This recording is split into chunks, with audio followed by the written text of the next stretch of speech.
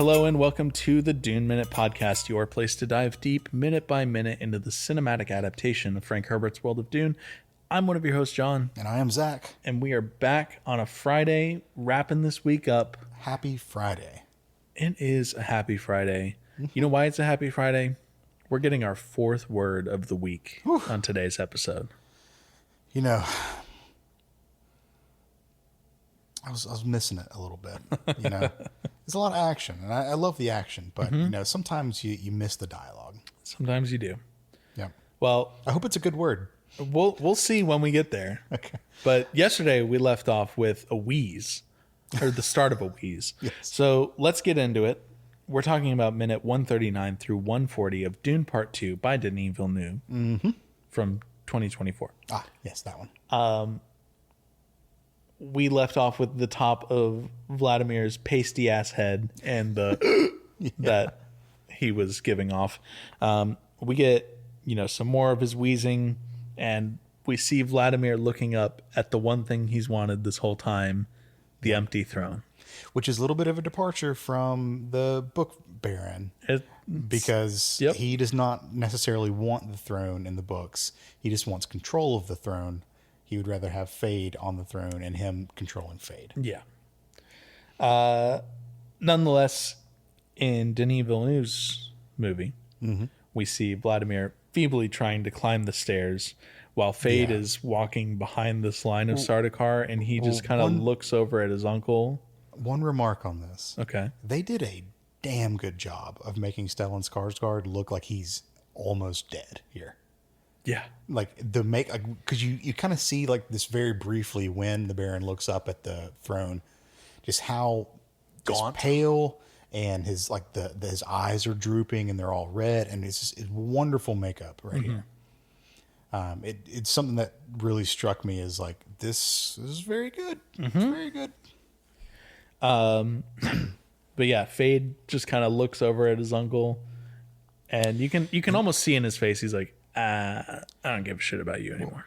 So early in the week, I mentioned I would have a little bit of a line that revolved around the Sardaukar guarding thing. The Sard Guard? So here's the line, and maybe this is not worth the build-up, and that's fine. Okay. But here's where I put the Sard guard Skarsgård lard. Guard large Skarsgård.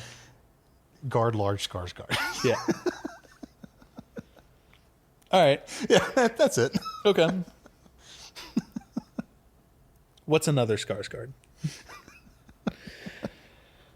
But yes, Fade looks on from behind the Sardaukar, and the sounds of the fighting outside are getting louder and louder.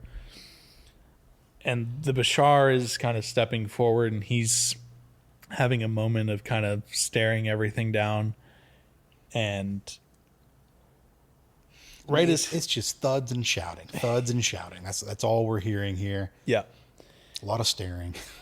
And then it gets a little louder, and then all of a sudden the door busts wide open and dust just... Well, it's a big explosion. Yeah. That happens. So we get fire and then a lot of dust. And this is where one of the places where I went frame by frame through it. And you can see the wall paneling just shake and buckle, and everything is crazy. I went through frame by frame to see everyone's reactions, because everyone has the funniest reaction to the dust. Like, Guys on Moheim's just like, ugh. Yeah, she just flinches like, oh God, what the hell? Hers was the only one that I noted. Yeah. Because everyone else is just like, God. But hers is funny because she's got her Chinese takeout box hat on and the whole veil and everything too. So it just looks more comical, right, because of big head mode. But dust starts to just fill the room in an almost cartoonish way. Yeah. Like it doesn't disperse evenly. It just kind of has this like slow rolling dust cloud that comes into the room. I wouldn't really say it's slow. It's a rolling dust cloud.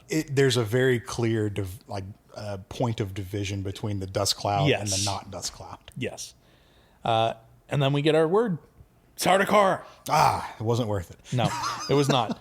The Bashar leads this vanguard of his men into the dust while some stay back to protect Shaddam. Yeah.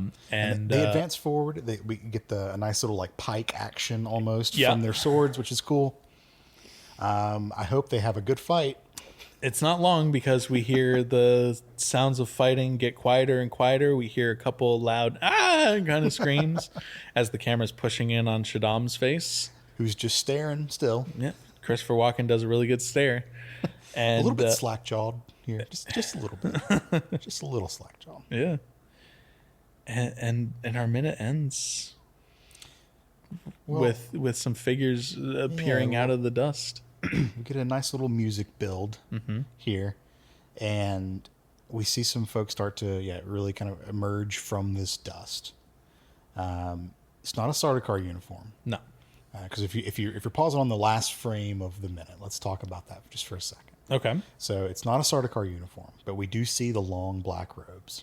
We see a lot more people as well. And there are. Did you count how many Sardaukar advanced into the room?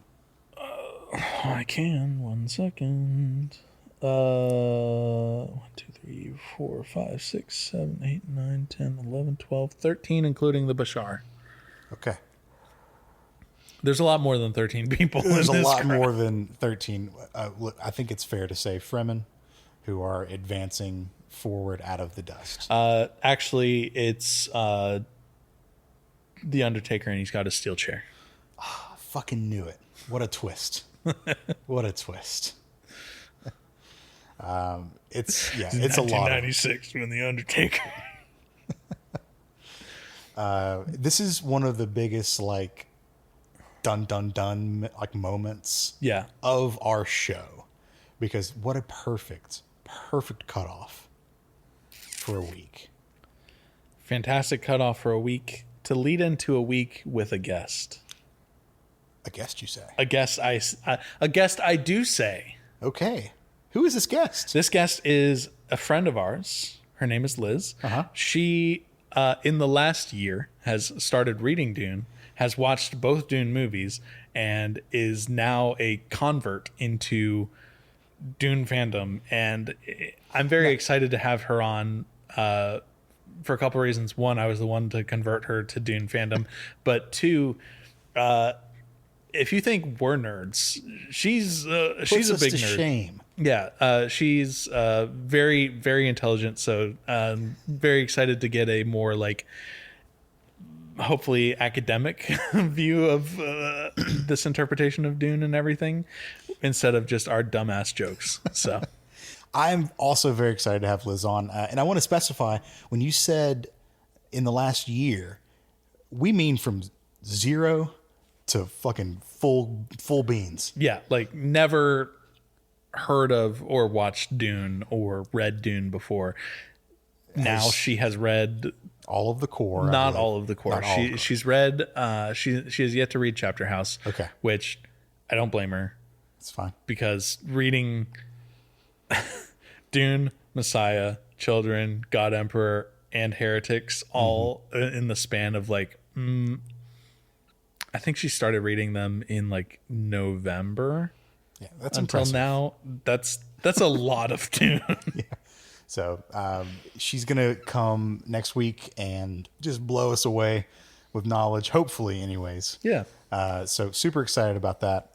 But John, we can't end the week just yet. Oh no, I wasn't going to end the week. It sounded like you were ending the week. No, You started packing up your stuff Zach. to leave your own home, which was weird. Zach, I would never end the week, except for once, without asking you how many Shai Hulud you would give this week. Because as you may know, we've seen many Shai Hulud. In fact, I saw potentially 6, maybe 7, maybe 8 Shai Hulud this week. It's kind of hard to tell. Now, do on-screen Shai Huluds correspond to Shai Hulud ratings? No, they're not quite like the Glow Globes. Okay. In that the Glow Globe has a score modifier attached to one it. Glow Globe equals Yeah. 10 Shai Huluds. But I will say we did get Shai Hulud and Hole. You got a lot of hole. Yeah, Gaping hole. We got gaping, swallowing hole.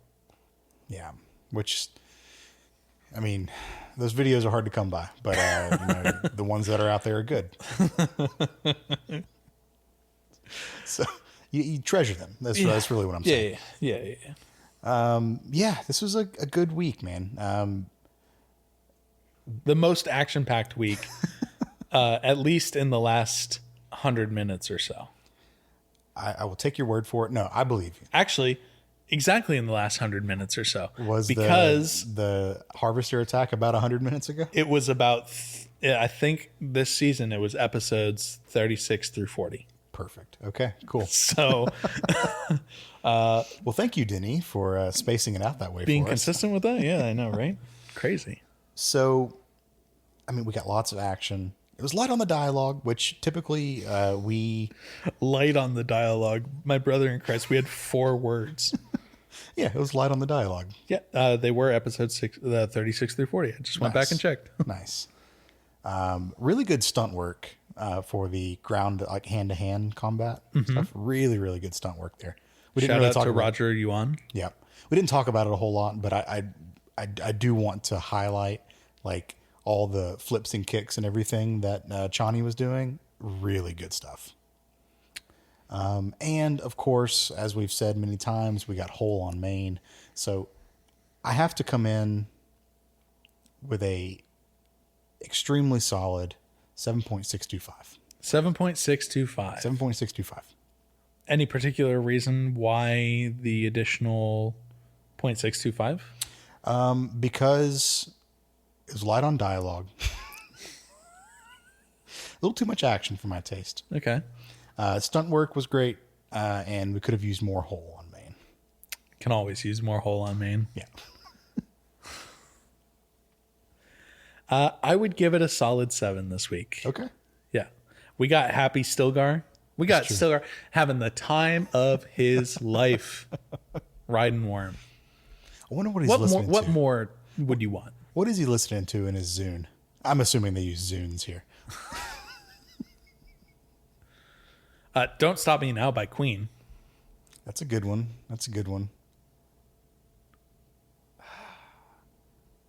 I was thinking, making my way downtown, walking fast, something like that. Some Vanessa Carlton. Thank you. I could not remember the artist. That would be, I think, appropriate for him because he's in a good mood. Yeah.